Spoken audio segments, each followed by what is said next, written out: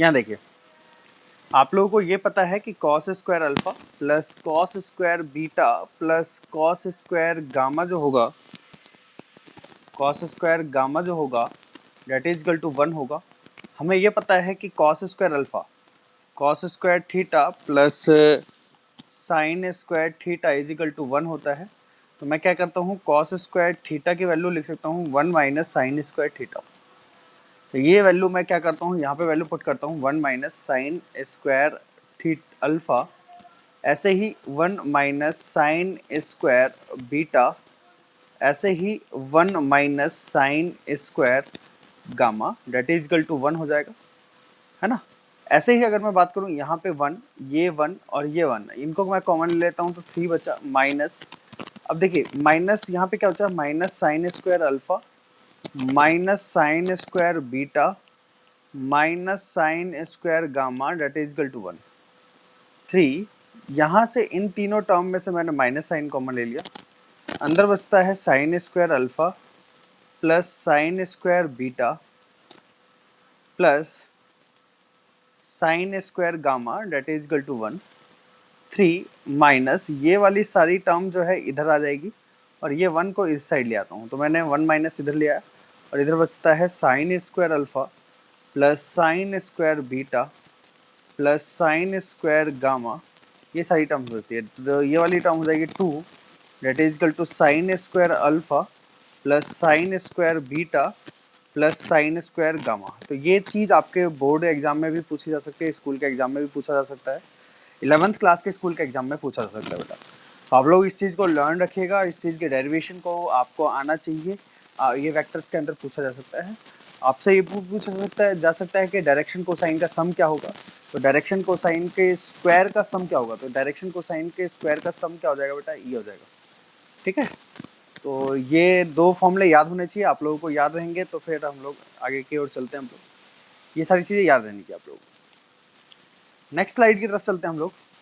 अब यहाँ पे देखिए, यहाँ पे बोला गया है कि बोला गया है क्वेश्चन में, represent these vectors by equation in terms of unit vector. Unit vector के टर्म में बताना है। यहाँ पे ये एक्स एक्सिस है, ये वाई एक्सिस है और ये जेड एक्सिस है। अब देखिए 10 न्यूटन, इसको यूनिट वेक्टर के फॉर्मेट में अगर मैं रिप्रेजेंट करूँ तो इस डायरेक्शन में मैग्नीट्यूड कितना होगा 1 न्यूटन, और एक्स डायरेक्शन में है तो एक्स डायरेक्शन में क्या लिखूंगा, आई कैप। ये हमारा आंसर होगा ए का।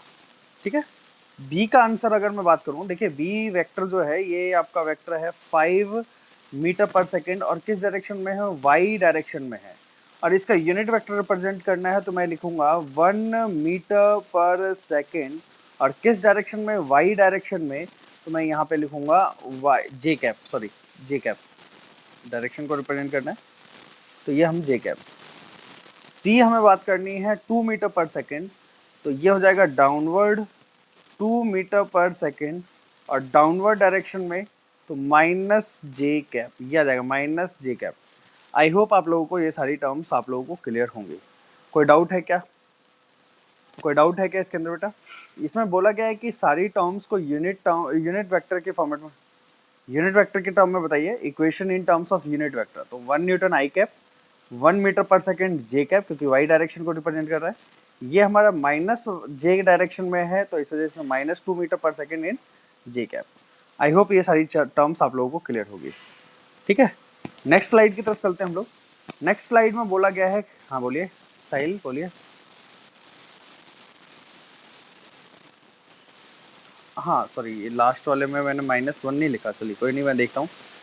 यहाँ पे -2 ये इसका ना, सॉरी यहाँ पे ये 2 मीटर पर सेकेंड है तो ये डाउनवर्ड डायरेक्शन में है, तो -1 मीटर पर सेकेंड इंटू जे कैप, ये जे कैप हो जाएगा डाउनवर्ड डायरेक्शन में, माइनस इसलिए लगाया 1 मीटर पर सेकेंड क्योंकि यूनिट वेक्टर में है, तो 1 मीटर पर सेकेंड डाउनवर्ड आएगा, तो ये हमारा यूनिट वेक्टर में कन्वर्जन हो जाएगा। यहाँ पे 2 मीटर पर सेकेंड लिख लिया था, वो करेक्ट कर लीजिएगा, 1 मीटर पर सेकेंड आएगा डाउनवर्ड डायरेक्शन में। ठीक है, नेक्स्ट हम बात करते हैं, देखिए रिप्रेजेंट, क्वेश्चन में बोला गया है कि represent these vectors by equation in terms of unit vector. In vectors को यूनिट वेक्टर की फॉर्मेट में हमें रिप्रेजेंट करना है, इन वेक्टर्स को हमें यूनिट वेक्टर्स की फॉर्मेट में रिप्रेजेंट करना है। तो मेरी बात ध्यान से सुनिएगा, यहाँ पे क्या बोला गया है कि ये हमारे पास 8 न्यूटन इस डायरेक्शन में है और 5 न्यूटन इस डायरेक्शन में है। ठीक है बेटा, है ना। अब इन इन दोनों वेक्टर को अगर मैं रिप्रेजेंट करूं, हमारे पास एक वेक्टर मैंने मान लिया ए वेक्टर, तो ए वेक्टर हमारा क्या हो जाएगा 8i minus 5j, 8i minus 5j। तो अब ए वेक्टर का मैग्नीट्यूड हम लोग कैसे लगा सकते हैं, ए वेक्टर का मैग्नीट्यूड हो जाएगा बेटा, क्योंकि हमें यूनिट वेक्टर में कन्वर्ट करना है, तो यूनिट वेक्टर में कन्वर्ट करने के लिए हम क्या करेंगे, है ना, हम यूनिट वेक्टर में कन्वर्ट करने के लिए क्या करेंगे बेटा, ए कैप से रिप्रेजेंट कर लेते हैं और a vector divided by magnitude of a vector, ये हो जाएगा बेटा। तो ए वेक्टर क्या हो जाएगा, मैंने मान रखा है 8i माइनस 5j। ये सी चीज समझ में आई आपको क्लियर, कि भाई ये हमने 8i माइनस 5j कैसे लिखा, ये हमने 8i माइनस 5j क्यों लिखा, देखिए 8i ये x डायरेक्शन में रिप्रेजेंट कर रहा है, ये डाउनवर्ड डायरेक्शन में माइनस 5j लिख दिया। अब हमें यूनिट वेक्टर फाइंड आउट करना है, तो हम क्या करेंगे, मैग्नीट्यूड से डिवाइड कर देंगे, 8 का स्क्वायर हो जाएगा प्लस 5 का स्क्वायर हो जाएगा, इतना कर लीजिए आपका आंसर आ जाएगा, ये हमारा यूनिट वेक्टर हो जाएगा। ठीक है बेटा। अब हमारे पास ये एक फोर्स, ये 3 फोर्सेज हैं, इन तीनों फोर्सेज का यूनिट वेक्टर निकालना है, मतलब कि एफ वेक्टर मैंने मान लिया, क्योंकि एफ वेक्टर की फॉर्म न्यूटन फोर्सेज है, तो इस वजह से मैं एफ वेक्टर की फॉर्मेट में मान लेता हूँ। अब देखिए ये जो है 50 न्यूटन, ये 50 न्यूटन किस डायरेक्शन में है, ये 50 न्यूटन किस डायरेक्शन में है, माइनस आई कैप डायरेक्शन में है, तो यहाँ पे लिखूंगा माइनस 50 आई कैप। ऐसे ही बाहर वाला गेट खोल दे, ये वाला जो है 45 न्यूटन जे कैप, तो मैं यहाँ पे प्लस 45 जे कैप लिखूंगा। ऐसे ही हम बात करेंगे 30 न्यूटन, ये किस डायरेक्शन में, जेड एक्सिस के लॉन्ग है, तो मैं लिखूंगा प्लस 30 के कैप। ये हमारा फोर्स वेक्टर हो गया, ये फोर्स वेक्टर हो गया, और हमें फोर्स वेक्टर का यूनिट वेक्टर निकालना है, तो force vector divided by magnitude of force vector हो जाएगा बेटा। तो हम लोग लिखेंगे माइनस 50 आई कैप प्लस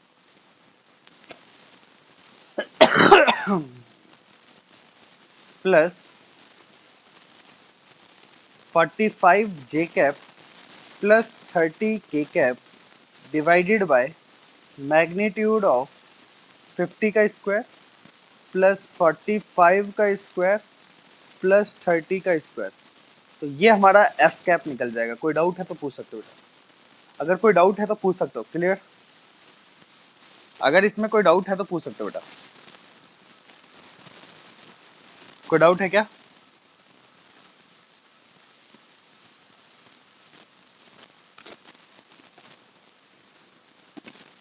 भूपेश बोल रहे हैं कि रिपीट कर दो। भूपेश बाबू, इसमें मेरे को ये बताइए कि कौन से पॉइंट में डाउट है, ये बताइएगा, तब मैं बता पाऊंगा आपको। बताइए कौन से पॉइंट में डाउट है, बताइए।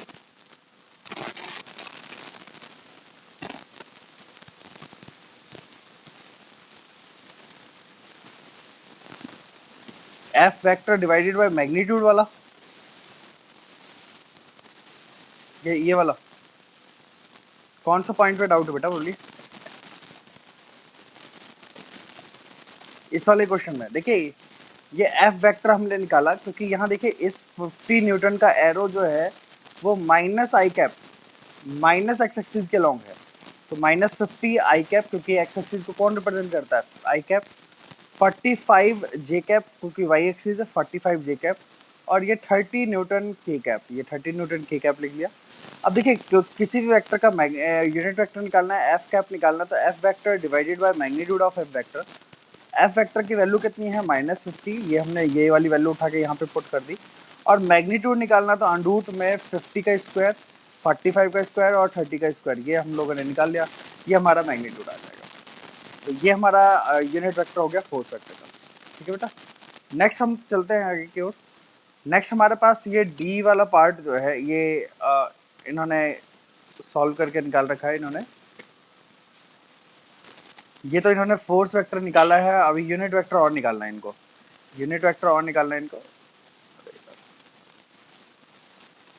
इसमें यूनिट वेक्टर और निकालना है, तो यूनिट वेक्टर इन्होंने निकाला नहीं है। यूनिट वेक्टर की वैल्यू की बात करूं तो F vector divided by magnitude of F vector, ये हमें निकालना है, क्योंकि लास्ट स्लाइड के अंदर क्या क्वेश्चन में बोला गया है, in terms of unit vector हमें फाइंड आउट करना है। हमें बोला गया है represent these vectors by equation in terms of unit vector. तो एक तरीका तो है कि भाई हम आई जे के कैप निकाल लें, और दूसरा तरीका ये है कि हम लोग एफ कैप निकाल लें। जैसे हमारे पास फोर्स वेक्टर निकला था यहाँ पे, जैसे हम बात कर रहे हैं यहाँ पे देखिए हमारे पास फोर्स वेक्टर निकाल लिया। अब अगर हमें फोर्स वेक्टर का यूनिट वेक्टर निकालने के लिए बोला गया तो वो हम लोगों ने निकाल रखा है 8 i cap minus 5 j cap divided by magnitude of 8 का स्क्वायर प्लस 5 का स्क्वायर, ये हम लोगों ने निकाल रखा है। ऐसे ही एफ कैप इसका माइनस 50 आई कैप प्लस 45 जे कैप प्लस 30 के कैप डिवाइडेड बाय अंडरूट में 50 का स्क्वायर प्लस 45 का स्क्वायर प्लस 30 का स्क्वायर। ये बस ये यूनिट वेक्टर के फॉर्मेट में हम लोगों ने निकाल दिया बेटा, ठीक है। नेक्स्ट हम बात करते हैं, नेक्स्ट हमारा क्वेश्चन जो है find the value of see if given vector is a unit vector. ये हमारे पास एक वेक्टर दे रखा है, एक यूनिट वेक्टर है। अगर ये हमारे पास वी कैप है, V cap is the unit vector, ये हमें क्या बता रहा है, यूनिट वेक्टर। तो मतलब कि यूनिट वेक्टर का मतलब होता है बेटा मैग्नीट्यूड कितना होगा इसका 1, मैग्नीट्यूड कितना होगा 1 होगा। अब मैग्नीट्यूड, इसका मैग्नीट्यूड निकालना होगा, तो इसका मैग्नीट्यूड हम लोग कैसे निकाल सकते हैं, 0.6 का स्क्वायर प्लस 0.8 का square plus C square that is equal to 1। तो यहाँ पे अगर मैं स्क्वायर 0.6 का स्क्वायर प्लस 0.8 का square plus C square that is equal to 1 हो जाएगा, और इसको जब सॉल्व करूँगा तो 0.36 आएगा, 0.64 आएगा, ये सी स्क्वायर ये 1 आ गया। और जब मैं इसको सॉल्व करूँगा फर्दर तो ये c square is equal to 1 minus 0. यहाँ पे ये 1 बन जाता है तो ये 1 बन जाता है, सी की वैल्यू हो जाती है हमारे पास 0, सी की वैल्यू बन जाती है, सी की वैल्यू आ जाती है 0। तो ये आप लोगों को समझ में आ गया होगा। कोई डाउट है इसके अंदर बेटा, कोई डाउट है इसके अंदर? चलिए आगे की ओर सॉल्व करते हैं। Right the magnitude of vectors, question में बोला गया है right the magnitude of vectors. तो इसमें देखिए एफ वेक्टर है, एफ वेक्टर की वैल्यू कितनी दे रखी है 10 न्यूटन आई कैप। 10 न्यूटन आई कैप का मतलब है 10 न्यूटन फोर्स लग रहा है एक्स एक्सिस के अलोंग। ऐसे ही ए वेक्टर 2 आई कैप प्लस 4 जे कैप, 2 आई कैप प्लस 4 जे कैप।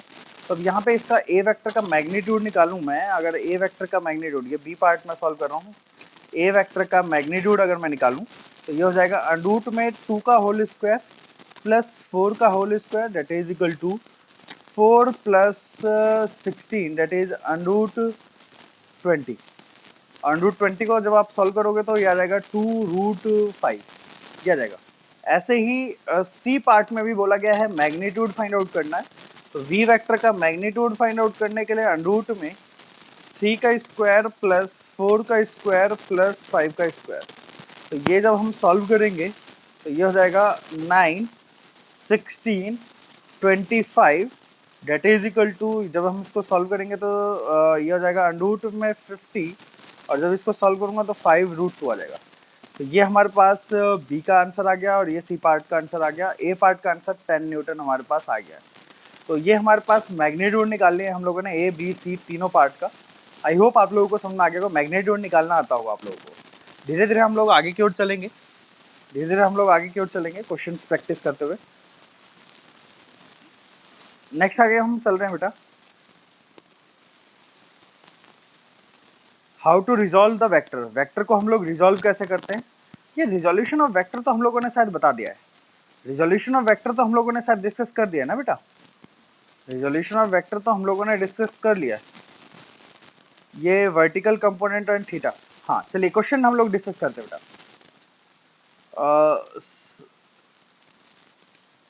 इस क्वेश्चन को डिस्कस करते हैं बेटा। देखिए क्या क्वेश्चन कह रहा है, a force of 10 newton 100 newton is acting on a body as shown in figure diagram, find the vertical component of force Y component. Vertical component देखिए अब दो कंपोनेंट होंगे, एक तो वर्टिकल कंपोनेंट होगा, एक हॉरिजॉन्टल कंपोनेंट होगा। जैसे फॉर एग्जांपल अगर मैं बात करूं, यहाँ पे हमारे पास एक हॉरिजॉन्टल सरफेस है, इस हॉरिजॉन्टल सरफेस के ऊपर एक ब्लॉक ये प्रेजेंट है, इस ब्लॉक के ऊपर एक 100 न्यूटन का फोर्स लग रहा है, 100 न्यूटन ये फोर्स लग रहा है बेटा। और इस ये 100 न्यूटन ये डायग्राम में दे रखा है एज शोन इन डायग्राम। तो ये हमारे पास थीटा एंगल यहाँ पे से 37 डिग्री दे रखा है। ये क्वेश्चन में डायग्राम में दे रखा है, डायग्राम में क्वेश्चन ये दे रखा है बेटा आप लोगों को। ठीक है, अब बोला गया है कि अब आपसे हॉरिजॉन्टल कंपोनेंट और वर्टिकल कंपोनेंट दोनों बता सकते हो यहाँ पे। तो अब यहाँ पे मैं क्या करता हूँ, इसके लिए डायग्राम बना देता हूँ दोबारा से। तो इस एफ वेक्टर का देखिए, ये वाला जो एफ वेक्टर है, इस एफ वेक्टर का जिस लाइन के साथ थीटा एंगल बनेगा उस साइड कॉस थीटा कंपोनेंट बनेगा। तो यहाँ पे हमारे पास 100 कॉस 37 बन जाएगा और इस साइड बन जाएगा 100 साइन 37 डिग्री। आई होप आप लोगों को मैंने बताया था कि जिस लाइन के साथ थीटा एंगल बन रहा होगा उस साइड कॉस थीटा कंपोनेंट आएगा। तो यहाँ पे देखिए, अगर आप लोग थोड़ा सा ध्यान से देख पा रहे हो तो इस साइड के साथ, इस लाइन के साथ ये फोर्स वेक्टर इस लाइन के साथ थीटा एंगल बना रहा है। थीटा एंगल कितना, कॉस 37 डिग्री।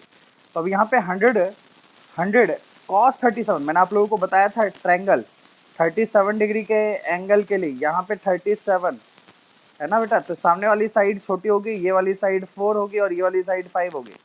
अब कॉस 37 हमें निकालना है। कॉस 37 बेस अपॉन में hypotenuse that is equal to 4/5। तो यहाँ पे 4/5 पुट कर देता हूँ मैं, तो ये हो जाएगा 20 और डेट इज इक्वल टू कितना हो जाएगा बेटा, 80 न्यूटन आ जाएगा।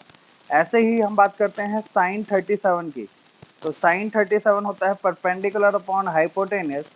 परपेंडिकुलर की वैल्यू होगी 3 और हाइपोटेनियस की वैल्यू होगी 5।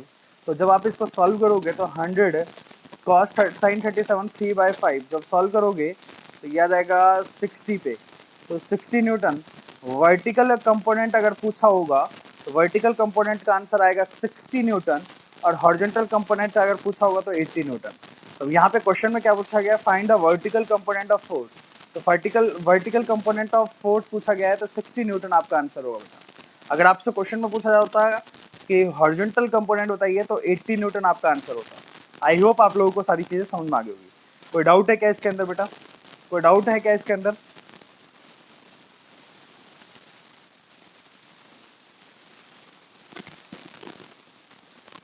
ये 3, 4, 5 ये बेटा जब मैंने बेसिक मैथ्स का ट्रिग्नोमेट्री फॉर्मूला बताया था तो 37 डिग्री और 53 डिग्री के लिए दो एंगल के लिए मैंने स्पेसिफाई कर रखा था कि बेटा ये एंगल बहुत ज़्यादा यूज होंगे। ध्यान रखिएगा, मैं इसको दोबारा से बता रहा हूँ, यहाँ पे इसको मैं दोबारा से बता रहा हूँ। देखिए ये 3, 4, 5 वाला जो ट्रायंगल होता है ये बहुत ही इंपॉर्टेंट होता है और हर एक जगह यूज होगा बेटा, फिजिक्स के अंदर बहुत जगह यूज होगा। मैं एक बार दोबारा से कोशिश कर रहा हूँ बताने की। देखिए अगर कोई ट्रायंगल होगा, एक ट्रायंगल, ये थीटा के सामने वाली साइड होती है परपेंडिकुलर, ये वाली साइड होगी बेस और ये वाली साइड होगी हाइपोटेनियस। यहाँ पे एक स्पेशल ट्रायंगल होता है 3, 4 और 5। थीटा इसमें इस वाले केस में 37 भी हो सकता है और थीटा यहाँ पे 53 भी हो सकता है। देखिए मैं यहाँ पे एंगल की बात कर रहा हूँ, थीटा 37 और 53 ये दो ट्रायंगल की बात कर रहा हूँ, दो एंगल वाली की बात कर रहा हूँ। ऐसे दो ट्रायंगल जिसमें एंगल 37 और 53 डिग्री बन रहा हो।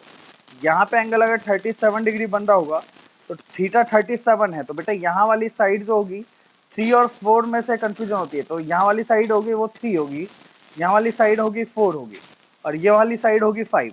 ऐसे ही अगर मैं बात करूँ यहाँ पे, तो यहाँ पे एंगल बेटा अगर 53 डिग्री का एंगल मैं बोलता हूँ तो यहाँ पे साइड होगी 4, यहाँ पे साइड 3 और यहाँ पे साइड 5। तो अब यहाँ पे देखिए अब आप अगर थीटा 53 डिग्री का एंगल है तो ये 4 आप कंसिडर करोगे, परपेंडिकुलर आप 4 मानोगे और बेस आपको 3 मानना पड़ेगा। अगर 37 डिग्री का एंगल है तो परपेंडिकुलर आपको 3 मानना पड़ेगा और बेस आपको 4 मानना पड़ेगा।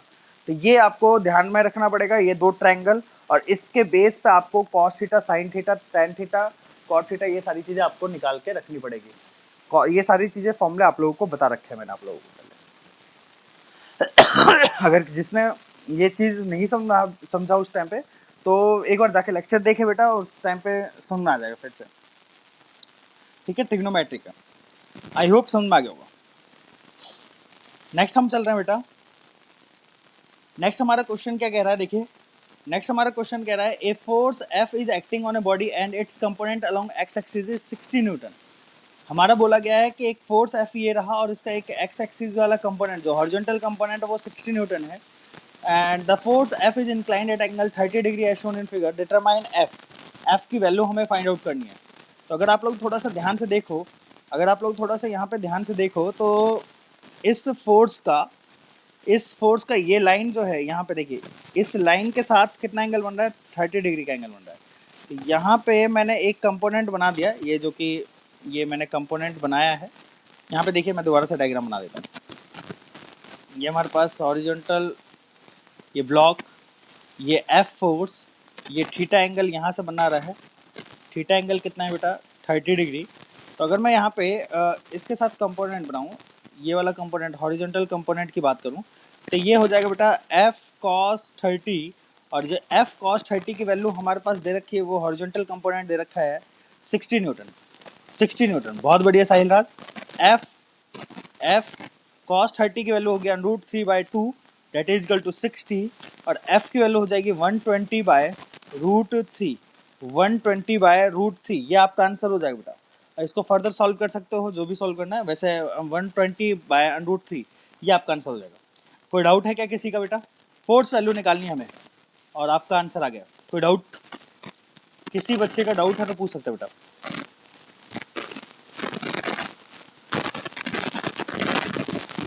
चलिए कोई डाउट नहीं है, आगे की ओर स्लाइड चलते हैं बेटा। नेक्स्ट क्वेश्चन पूछा गया है, an aeroplane travels 20 kilometre on a straight course making an angle 30 degree east of north. East of north मतलब कि नॉर्थ से ईस्ट डायरेक्शन में एक 30 डिग्री का एंगल बना रहा है। जैसे ये 200 किलोमीटर ये नॉर्थ डायरेक्शन, ये ईस्ट डायरेक्शन, इससे 40√3 देखते हैं बेटा। देखते हैं यहाँ पे देखिए 200 किलोमीटर इधर चल रहा है, नॉर्थ ये रहा, ईस्ट ये रहा।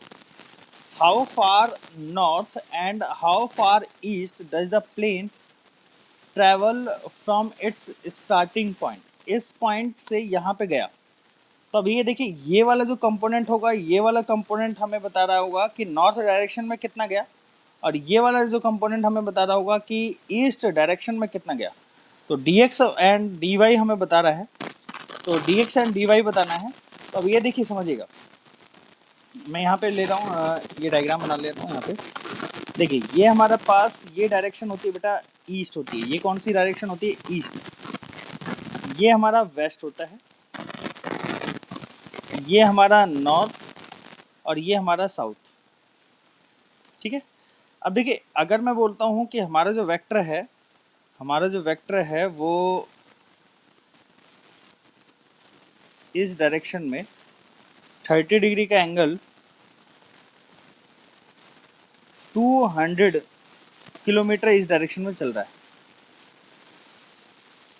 ठीक है, 200 किलोमीटर, और ये वाला जो एंगल हो रहा है, ये वाला एंगल है बेटा 30 डिग्री। ये वाला एंगल कितना है, 30 डिग्री। अब इस चीज को समझे, इस 200 का एक कंपोनेंट हो जाएगा बेटा इस एक्सिस के long, this is D Y, और ये हो जाएगा डी एक्स। डी एक्स जो है वो हमारा ये बताएगा डिस्टेंस अलॉन्ग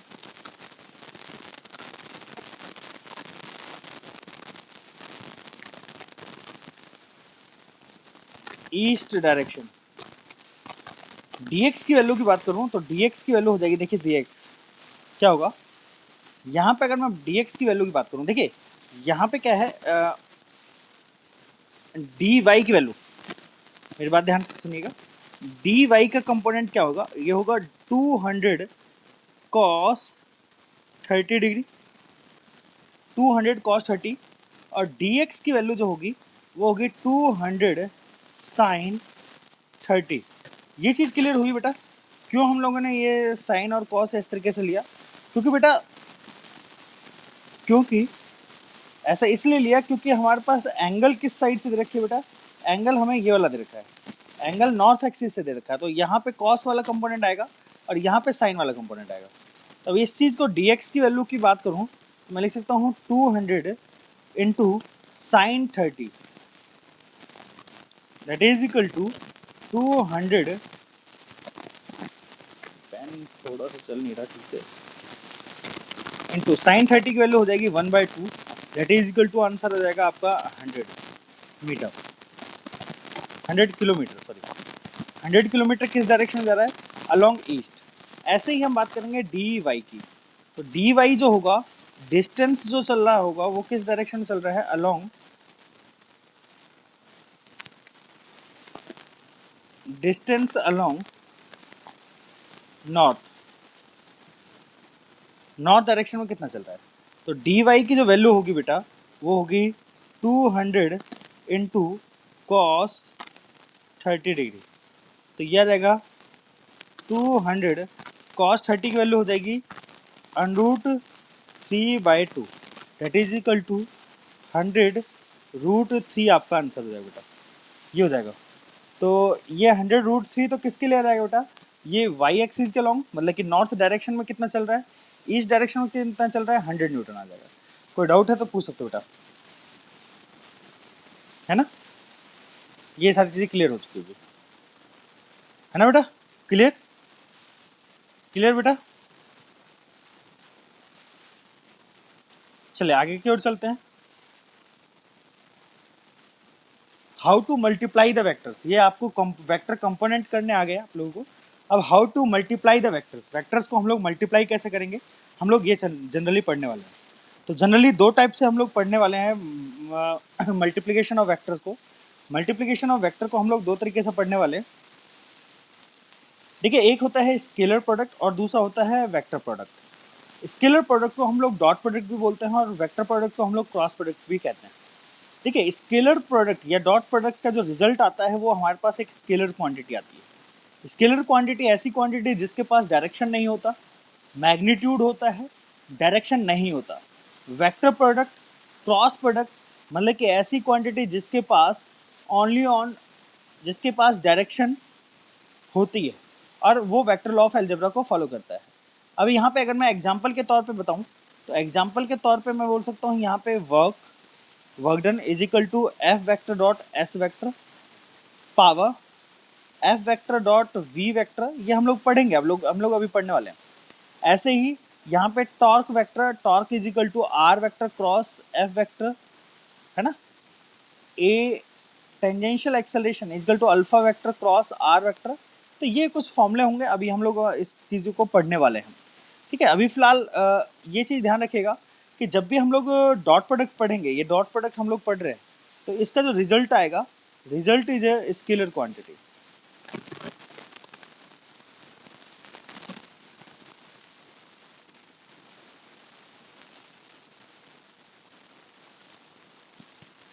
स्केलर क्वांटिटी।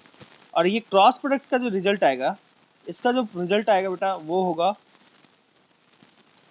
ये हमारे पास एक वेक्टर क्वांटिटी होगा।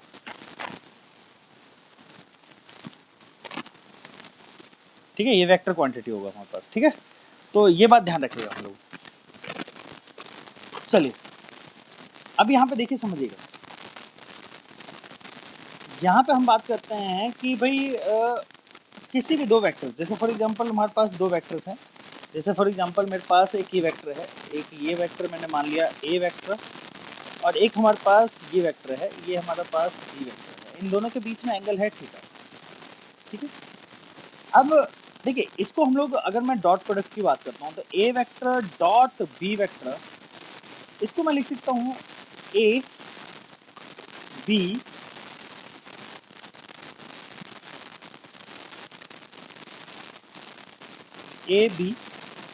Cos theta. देखिए, a vector dot B vector is equal to a b cos theta. यहाँ पे थीटा जो होगा वो theta is the angle between a vector and b vector. A और बी के बीच का एंगल कितना होगा बेटा, थीटा। यहाँ पे ये बात ध्यान रखिएगा। अब देखिए, अगर मैं बात करूँ बी वेक्टर डॉट ए वेक्टर, तो बी वेक्टर डॉट ए वेक्टर का भी रिजल्ट सेम ही आएगा, ए बी कॉस थीटा। यहाँ पे चाहे हम बात करें A vector dot B vector या चाहे बी वेक्टर डॉट ए वेक्टर, तो दोनों में ही दोनों का रिजल्ट सेम आता है। मतलब कि मैं बोल सकता हूँ a vector dot B vector equal होता है बी वेक्टर डॉट ए वेक्टर। मतलब कि ये एक कॉम्यूटेटिव लॉ को फॉलो करता है। किसको फॉलो करता है? कॉम्यूटेटिव लॉ को फॉलो करता है।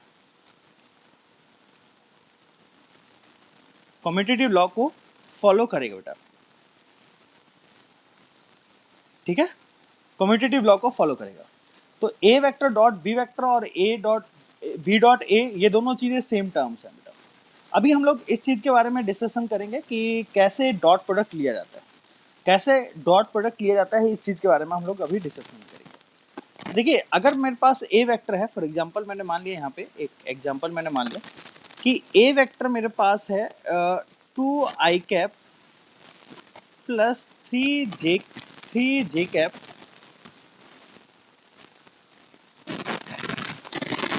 प्लस 5k कैप, और बी वेक्टर हमारे पास 3i cap minus 2j cap plus 6k cap, ये हमें दे रखा है। अब देखिए, a vector dot B vector की बात करूं तो ए डॉट बी हम लोग कैसे निकालेंगे?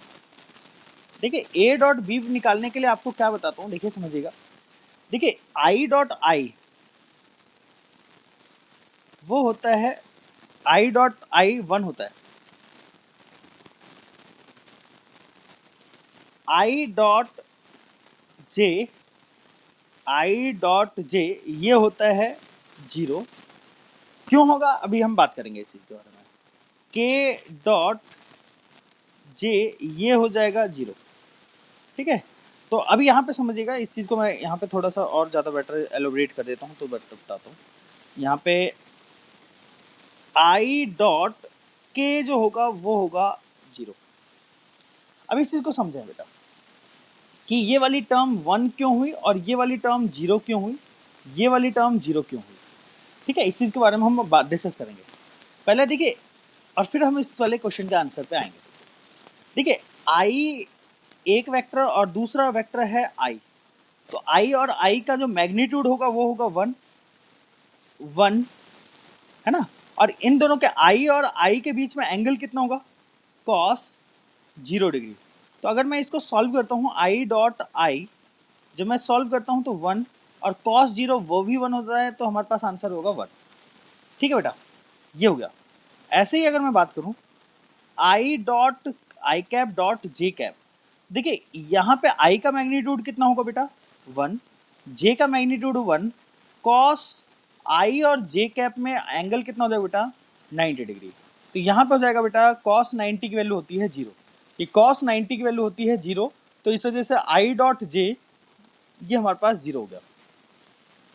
ऐसे ही अगर मैं बात करूँ नेक्स्ट आई वेक्टर डॉट के वेक्टर, तो यहाँ पे भी आई का मैग्नीट्यूड 1, के का मैग्नीट्यूड 1, और आई और के बीच में एंगल कितना होता है बेटा? 90 डिग्री। आई, ये देखिए ना, आई ये वाला वेक्टर आई, ये वाला वेक्टर जे कैप और ये वाला के, तो आई, अब ये सारी चीज़ें आप लोगों को ऑब्जर्व हो पा रही होगी। तो यहाँ पे ये वाली वैल्यू आई वेक्टर डॉट के वेक्टर क्या हो जाएगा बेटा? 0।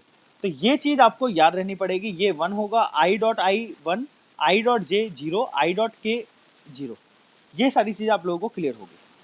इसके बाद ऐसे ही हम लोग इस चीज़ के बारे में डिस्कशन करते हैं। देखिए,